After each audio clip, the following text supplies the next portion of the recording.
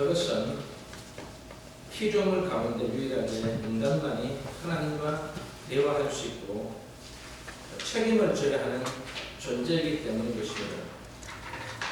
인류를 향한 하나님의 수많은 질문 가운데 최초의 질문이 바로 내가 어디 있느냐? 내가 어디 있느냐?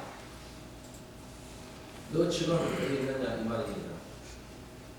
이 질문은 대단히 중요한 질문 중에 질문이라고 생각합니다. 하나님께서는 모든 만물을 아름답게 지으시고 인간을 하나님과 이 피조 세계 가운데 중간적인 존재로 세우셔서 위로는 창조주 하나님을 모시고 아래로는 모든 만물을 다스리며 우리 인간에게 행복하게 살도록 허락하셨습니다. 그러나 한 가지 제한이 있었는데 그것은 선악을 알게 하는 이 선악과는 따먹지 말라는 하나님의 명령적 제한이었습니다. 이 무제한 속에 제한의 의미는 과연 무엇일까요? 그것은 피조물인 인간의 이 피조의식을 일깨우고 인간의 유한성을 알려주시기 위함이었습니다. 이 금지된 나무는 인간의 머리 위에 창조주가 계시고 그 동산의 관리인에게 주인이 있다는 창조주와 피조물의 경계 표시요, 그리고 주인과 관리인의 자리 표시이기도 한 것입니다. 아담아, 내가 어디 있느냐? 이 말씀을 우리는 자세히 살펴볼 필요성이 있습니다. 제일 첫 번째는 이 아담아 내가 어디냐고 우리를 찾으신 것은 죄를 지은 우리를 찾으시는 바로 사랑의 음성인 것입니다. 인간은 유혹을 받을 수도 있고 유혹에 빠질 수도 있는 이 불완전한 존재인 것입니다. 누가복음 15장 1절에서 32절 말씀 보면 어느 사람에게 양 100마리가 있었는데 이 한 마리의 양을 잃어버렸습니다. 잃어버린 양은 자기 마음대로 자기 고집대로 가다가 유혹에 휩쓸려서 완전히 빠져버렸습니다. 목자를 따라가는 것보다 옆에 보이는 이 먹을 것에 유혹에 빠져서 길을 잃고 헤매다가 이 낭떠러지에 걸려서 살려달라고 우려되는 그 불완전한 존재인 것입니다. 계속해서 주님께서 또 말씀하십니다. 어떤 사람에게 두 아들이 있었는데 이 맏아들은 아버지의 말씀에 잘 순종하고 아버지가 시키는 대로 복종하는 아들이었고 이 막내 아들은 아버지의 말씀도 잘 듣지 않고 자기 마음대로 살아갔습니다. 이 하루는 이 막내 아들이 아버지 내게 돌아올 분깃을 내게 주소서. 아버지는 안 된다고 합니다.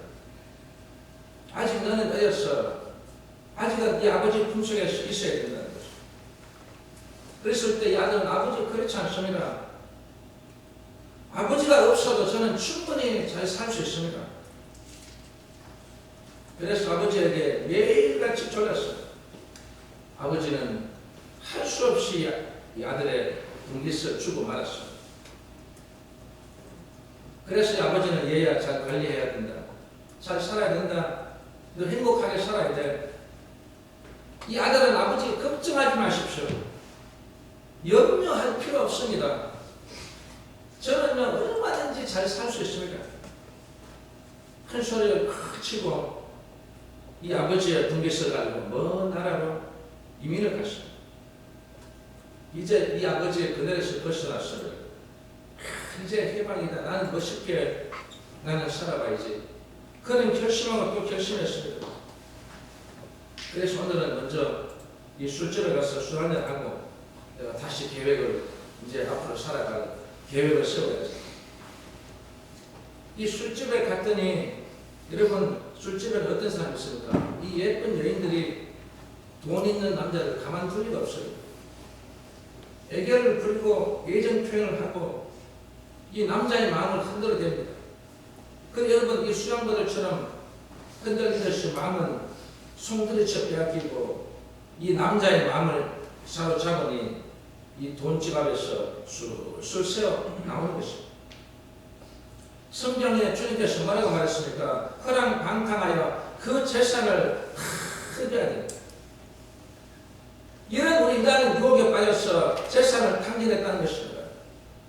이제는 먹을 것이 없어서 너무너무 궁핍해서 이제는 돼지 먹는 이 지원 열매로 이 배를 채우니까 그게 우리의 양식이 될 수 있습니까?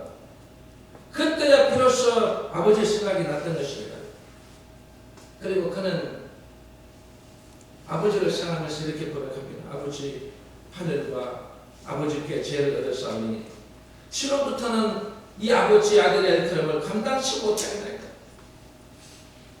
그래서 이 아들은 아버지에게로 돌아가고 싶은 것입니다. 그래서 그는 뭐라고 고백합니까? 아버지, 나를 품꾼의 하나로 사용해 주소서. 이제는 아들에서 그가 생각한 것은 품꾼인 것입니다. 그리고 아들이 결심하고 아버지 품으로 돌아갑니다. 돌아가면서 이 아들을 생각할 때 내가 가면 아버지가 나를 용서해 주실까? 나를 진짜 이 품꾼의 아들을 품꾼의 하나로 진짜 써주실까? 이 마음이 걱정, 염려, 불안, 초래했습니다. 자기의 잘못을 뉘우치고 울고 또 울면서 걸어가는데 참 먼 곳에서 소리가 들린 거죠.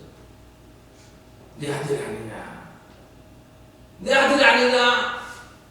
이 아버지는 뭐라고 말했습니까? 품꾼이 아니고 내 아들이 아니냐고 말했습니다. 아버지, 내 아들아, 아버지 저를 품꾼이 아니라 써주십시오. 그랬을 때 이 아버지는 뭐라고 말합니까? 아니야, 너는 내 아들이야. 품꾼이 아니야. 너는 죽었다가 살아난 내 아들이야. 주님은 이 탕자와 같이 죄를 짓고 우리 모두가 함께 도망쳤다가 쓰러져 있는 우리에게 찾아오셔서 사랑하는 내 딸아, 내 아들아, 너는 내 아들이야, 너는 내 딸이야. 오늘 이 탕자의 이 이야기를 주님께서 하시는 그의 핵심은 바로 우리에게 찾아오셔서 우리가 이 탕자와 같이 이런 우리의 삶을 살고 있는 우리에게 이 사랑의 음성으로 우리를 위로해 주시는 것입니다. 오늘 여러분 위로를 받으시기 바랍니다.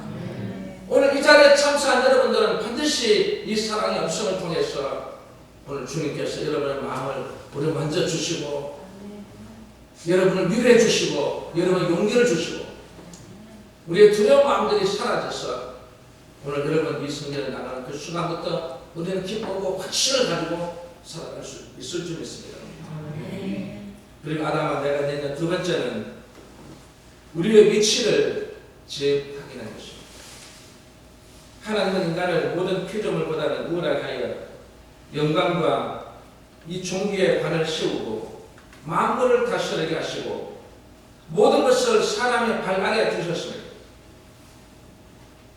그래서 오늘 우리는 이 자리에 있는 여러분, 우리는 우리의 현 주소가 어디냐? 우리의 설 자리가 어디냐? 우리가 앉을 자리가 어디냐? 우리가 일할 자리가 어디냐를 분별하라는 것입니다. 오늘 이 자리에 참석한 여러분, 우리는 이 분별의 영이 있어야 돼요. 내가 지금 어디에 있어야 되는가를 지금 성경은 말하고 있는 것입니다. 그런데 우리 인간은 이탈과 회복의 역사가 반복되어 가고 있습니다. 하나님 인간 이 피조세계라는 이 존재 질서를 따라서 인간의 자리매김을 확실하게 해야만 합니다. 그런데 우리 인간의 오만한 행동을 우리가 엿볼 수 있습니다.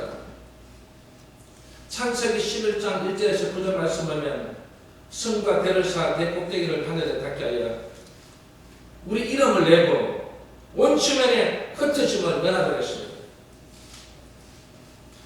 인간이 주인의 자리를 차지하겠다는 이 방자한 행위였습니다. 오늘 이 자리에 참석 여러분, 우리는 우리의 이름을 낼 수가 없습니다. 그리고 흩어지는 문제도 우리가 할 일이 아닙니다. 영원한 주인이신 하나님의 소관인 것입니다. 우리 인간의 이 오만한 행동으로 정말 우리는 하나님의 마음을 아프게 하고 있습니다. 여러분, 하나님께서는 우리 이 위치의 중요성을 매우 강조하고 있습니다. 이 위치 그러면 제일 먼저 여러분 떠오르는 것이 바로 이 성막의 위치를 말합니다. 항상 이스라엘 백성들이 광야 40년간 이 성막의 위치라는 것은 매우 중요했습니다. 왜냐하면 이 성막이 제일 먼저 위치를 잡고 그 성막이 지어져야만 이스라엘의 12지파가 그 성막을 에워싸면서 그들의 그 지파별로 그곳에 형성이 되었고, 그리고 그들이 그 성막을 에워싸므로써 성막을 보호하고, 그리고 이 성막을 계속 드나드는, 그 성막을 사랑하고 그 성막을 의지하고, 왜? 이 성막 안에는 하나님께서 우리 아버지가 계신다는 것이에요. 아버지께서 이곳에 계시기 때문에 우리는 이 아버지를 의지하고 우리는 이 성막에 가까이 와서 항상 이 성막을 중심으로 그들의 생활이 이루어졌던 것입니다. 오늘 우리 한국교회도 마찬가지입니다. 이 이스라엘 백성들처럼 광야에 그 많은 어려움이 있었지만, 그러나 그들은 항상 그 성막을 가장 먼저 중요하게 생각하며 그 성막이 서는 그것을 중심으로 해서 온 12지파가 함께 모여서 이 성막에 계신 하나님을 의지하고 그 하나님 뜻대로 행했던 것이에요. 오늘 이 자리에 참석한 여러분, 우리도 마찬가지로 이 성막의 하나님 위치가 이곳에 세워졌습니다. 여러분, 이곳을 향해서, 이곳을 위해서, 이곳에 우리의 모든 하나님이 계시고 하나님이 역사하신다는 것을, 하나님을 의지해야 된다는 것입니다. 하나님을 사랑해야 된다는 것입니다. 이 역대하 2장에서 7장을 보면 이 솔로몬이 하나님께 1천 번제를 드리고 나서 처음으로 한 일이 바로 뭐냐면 하나님의 이 성전을 건축한 것입니다. 그래서 그 내용을 보면 성전의 위치, 성전에 들어갈 재료들, 그리고 성전에 안치할 이 성물들의 위치, 그 속에 보면 치밀한 계획과 기도로 준비해서 그 성전을 봉헌할 때 하나님께서는 솔로몬에게 부귀영화를 누리게 해주신 것입니다. 오늘 이 자리에 있는 우리 사랑하는 성도 여러분, 우리가 이 성막의 위치가 이만큼 중요한 것을 느껴야 됩니다. 그래서 여러분은 이 성막의 위치 속에 이곳에 있는 이곳을 끝같이 이곳에 드나들어야 됩니다. 이곳을 그리워야 됩니다. 여러분 그리워하십니까? 사모하고 계십니까? 이 성전이 여러분 내 마음 가슴에 자리 잡고 있어야 됩니다. 그들은 40년 동안 이 천막으로 친 이 성막이지만 그들의 마음속에 항상 성막이 그의 마음을 항상 그 속에 있는 것입니다. 그래서 무슨 문제가 있으면 성막에 가서 기도합니다. 성막에 가서 부르짖습니다. 아버지, 우리의 이 기도를 들어달라고. 오늘 이 자리에 참석한 여러분, 우리는 정말 이 성막의 이 위치를 강조하신 우리 아버지께서 오늘 이 자리에 참석한 여러분에게 정말 놀라운 하나님의 그 귀한 이 역사를 이루어 주실 줄 믿습니다. 그리고 하나님은 적과 꿀이 흐르는 이 가나안 땅의 위치를 강조하셨습니다. 하나님은 아브라함에게 가나안 땅을 선정해서 너희의 후손에게 주겠다고 약속하셨고, 하나님은 야곱에게도 너희의 후손을 통해서 이 가나안 땅을 너희의 후손에게 약속하셨습니다. 그리고 하나님은 이 야곱의 12아들을 통해서 12지파를 이 형성케 하시고 애굽에서 고통받는 이 12지파를 해방시키셔서 하나님이 선정한 이 가나안 복지로 향하게 하셨던 것입니다. 하나님은 내가 위치 선정한 이 땅으로 가야만 한다는 것입니다. 그 땅에 들어가야만 복을 누리며 살 수 있다는 것입니다.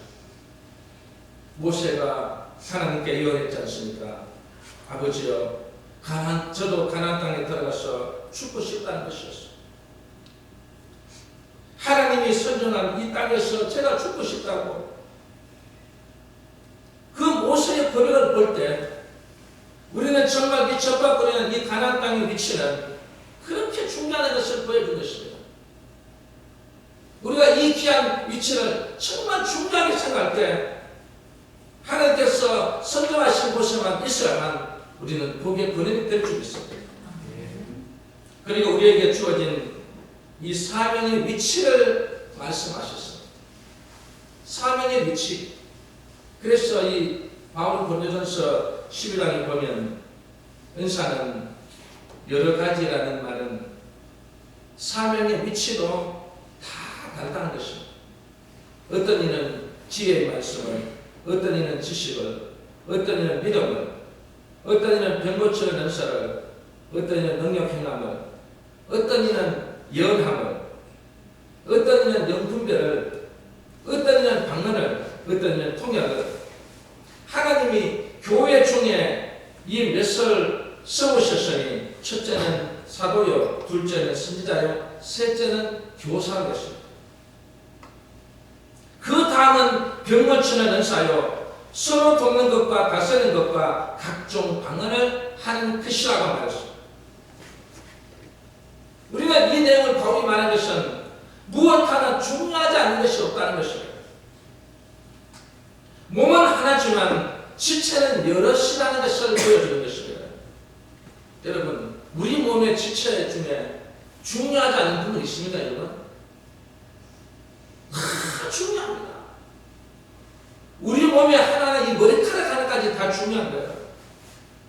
이 지체를 수로 여길 수 없는 것입니다.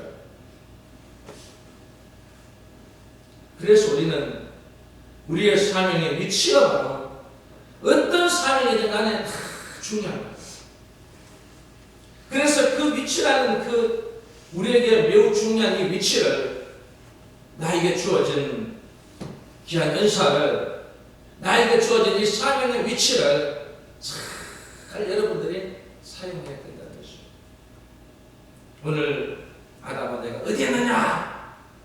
우리의 이 위치 정말 이 사명의 위치가 내가 과연 지금 무엇을 하고 있는가가 중요한 것이라는 것을 말씀하고 있습니다. 그리고 세 번째는 우리에게 주신 이 복에 대한 책임 추궁이라고 할 수 있습니다. 우리 인간은 하나님으로부터 최고의 사랑을 받았습니다. 그리고 하나님으로부터 모든 권한을 이용받았습니다. 이 피조물을 하나님의 뜻대로 관리하고 보존하고 풍성케 할 이 사명을 부여받았다는 것입니다. 성경에서 가르치는 이 복의 개념에 것은 어떤 향락과 소유의 개념 이런 것보다는 사명과 책임이라는 교훈을 깨우치는 말씀인 것입니다. 그래서 우리 인간은 어떤 존재냐면 사명적 존재예요. 그리고 책임적인 존재인 것입니다. 우리가 사명을 다하지 못했을 때 책임 추궁을 받는다는 사실을 우리에게 가르치고 있습니다. 그 내용이 바로 사사기 13장에서 16장에 나와 있습니다.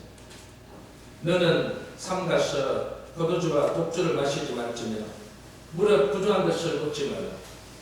내가 잉타하여 아들을 낳으니 그 머리에 삭도를 대지 말라. 이 아이는 태에서 나옴으로부터 하나님께 바치온 나실인이 됩니다.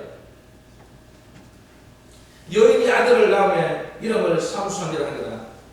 아이가 자라며 여호와께서 그에게 복을 주시더니 이 소라와 에스라올 사이 마하네란에서 여호와의 신이 비로소 그에게 감동하시리라 했습니다. 하나님은 삼손에게 복을 주었습니다. 그리고 삼손을 통해서 여호와께서 감동하셨어요. 그런데 이 삼손은 자라나서 성장해서 그는 이방 여인을 아내로 맞이했습니다.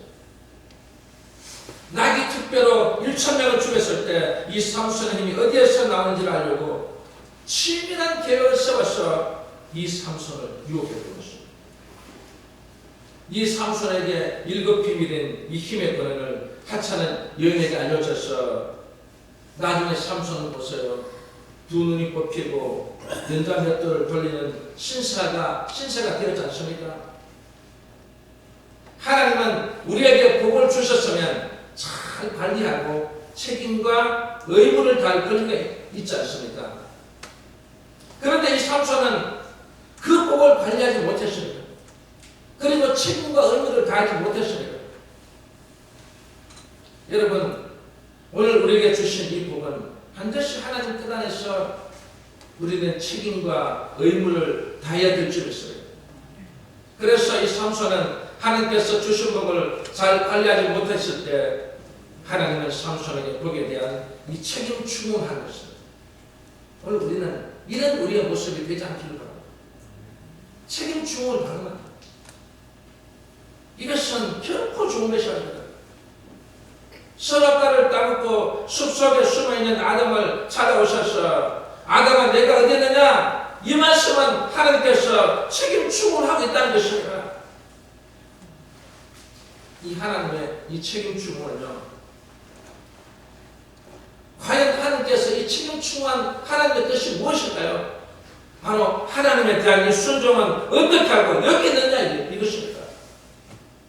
아담에게는 이 하나님을 영화롭게 하고 기쁘게 해드려야 할 이 의무가 있었으나 아담은 헛된 욕망 때문에 불순종하고 말았습니다. 하나님은 이 아담에게 다시 순종의 아들로 다시 돌아오라는 뜻입니다. 그런데 아담은 순종의 아들로 돌아오지 않았습니다. 오늘 이 자리에 참찬 여러분, 오늘 아버지께서 우리에게 내가 어디 있느냐? 아무개야 내가 어디 있느냐고 주님께서 말씀하실 때 우리는 정말 하나님을 영원하게 해야 될 존재들인 것입니다.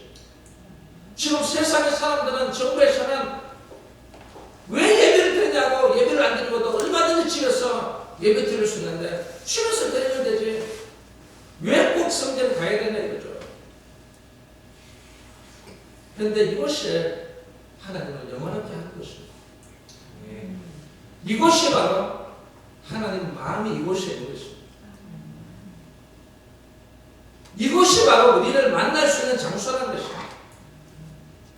그래서 그들이 40년 동안 어디를 가더라도 자기 집안에서 자기 식구들과 같이 함께 있는 게 아니라 그들은 그 습관 안에 들어가서 아버지를 만나게 했고 아버지한테 그 모든 것을 알았던 것입니다. 그래야만 우리는 하나님을 영원하게 할 수 있기 때문에 그래서 내 위치가 어디냐가 중요한 것을 말씀하고 있는 것입니다. 그리고 이 하나님의 책임충은 뭐냐면 이 아내에 대한 사랑은 어떻게 하고 여기 있느냐는 것입니다. 하나님은 이 아담의 갈비뼈를 취해서 하와를 만드시고 그의 아내로 주셨어요. 여러분 정말 이 갈비뼈를 취해서 자기 아내를 주었는데 지금 아담은 누구를 원망하고 있습니까? 자기 아내를 원망하고 있다는 것입니다. 창세기 3장 12절 보면 하나님이 주셔서 나와 함께하게 하신 그 여자 그가 그 나무 실과를 내게 주므로 내가 먹었나이다. 이거는 아내에 대한 하나님 아니면 구종이에요. 여러분 사랑이라는 것이 뭐라 했어요? 사랑은 모든 것을 덮어준다 했습니다. 사랑은 모든 것을 감싸준다 했습니다. 사랑은 모든 것을 용서한다 했습니다. 이때 만약에 아담이 뭐라고 말해야 될까요, 여러분? 아담이 아내를 통해서 내가 먹은 것이 아니라 하나님 제가 정말 이런 모든 잘못된 저의 이 남편으로서의 모든 것을 제가 다 하지 못했기 때문에 이 남편에 대한 자기 자신의 어떤 그 모습을 나타내야 되는데 자꾸 아내에게 핑계대요. 하나님은 이런 사람을 가장 싫어하십니다. 누구 때문에가 아니라 내 때문에 내가 주님 잘못했습니다. 내가 먼저 잘못했기 때문에 이런 이 청년병이 오는 것도 주님 제가 신앙이 부족해서 그랬습니다. 주님 이 전염병이 뭐 누구 때문에 그런 게 아니라 주님 우리는 내 때문에 정말 내 자신의 잘못을 뉘우치고 고백할 때 하나님은 그의 마음을 기뻐하시는 것입니다.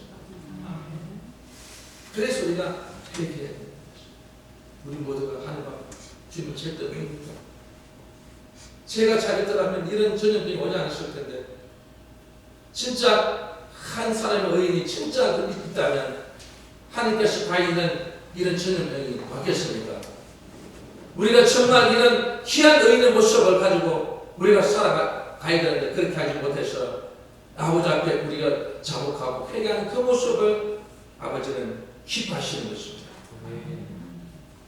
그리고 또 하나님 이 책임충은 이 다른 피조물에 대한 책임은 어떻게 알고 여기 있느냐는 뜻이에요. 하나님은 우리에게 모든 피조물을 다스릴 수 있는 권한을 주셨어요. 그럼 우리는 그 책임을 다해야 되는 것입니다. 그런데 이 아담은 범죄함으로 인해서 깊은 좌절과 절망으로 아무것도 할 수 없는 사람이 되어버렸습니다. 하나님은 이 무력한 인간에게 독생자를 보내서 다시 그의 본연의 자리에 돌아올 수 있도록 우리를 부르신 것입니다. 사랑하는 성도 여러분, 우리도 아담처럼 이런 우리의 모습이었지만 그러나 주님께서 오셔서 아무개야 내가 어디냐 우리를 부르셨어요. 우리가 오늘 이 시간에 본연의 자리에 돌아올 수 있도록 해주신 것에 대해서 정말 우리는 감사해야 될 줄 믿습니다. 오늘 우리는 이 말씀을 꼭 묵상하면서 내가 어디 있느냐, 여러분은 어디 있는지, 진짜 여러분이 주님께서 부르실 때 여러분 어디에서 주님께서 나를 부르시는가 중요하지 않습니까? 여러분 이 성전에서 예배 드리면서 하는 영광을 돌리면서 이 성전에서 충성하면서 성전에서 일하면서 성전에서 봉사하면서 성전에서 우리의 모든 예배를 드리는 그 속에서 아무개야 네 어디 있냐 이렇게 말했습니다. 주님 저 지금 예배 드리고 있거든요. 저 지금요 충성하고 있거든요. 지금 저요 전도하고 있거든요. 저 지금 주님의 사명을 감당하고 있거든요. 저 지금 선교사로서 진짜 그곳에 오제 가서 지금 복음을 전하고 있거든요. 이런 놀란 하나님 앞에 정말 이 아담처럼 내가 어딨냐 했을 때 정말 괴로워하고 힘들어하고 그리고 그 마음이 그 아팠던 그 아담의 그런 마음이 아니라 오늘 이 자리에 참석한 여러분은 내가 어디 있느냐고 말했어요. 우리는 기쁨으로 주님을 맞이하고 기쁨으로 주님과 대화하고 정말 감사하는 마음으로 주님을 만날 수 있는 이번 한 주간 될 수 있기를 주의 이름으로 축원합니다. 기도하겠습니다. 하나님 아버지 감사합니다. 우리에게 주신 말씀을 듣고 우리 모두 함께